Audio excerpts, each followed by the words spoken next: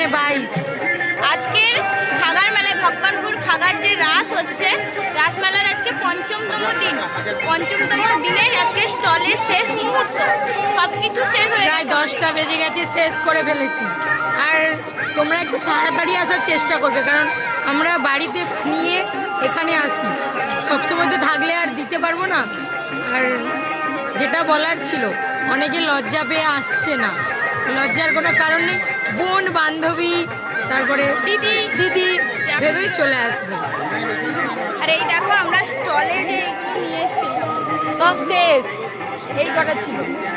আর এই কটা বর্তমানে আছে। তোমরা যারা যারা এখনো আসছো না, ভিডিওটা দেখছো, চলে আসো। আর একটু পরে স্টলটা গুছিয়ে দেবো, কারণ আমাদের বাড়িতে গিয়ে আবার কেক বানাতে হবে। আর আমরা একটু সন্ধ্যে করে আসি, সকালে অনেকেই এসে খোঁজ করো। এদিকে আসো। যেটা বলছিলাম, সন্ধ্যা 7টা থেকে 10টা অবধি আমাদের পাবে।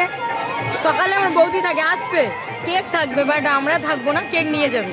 যারা কেক নিতে চাও আসবে, আর যারা আমাদের জন্য আসো তারা রাতে আসবে।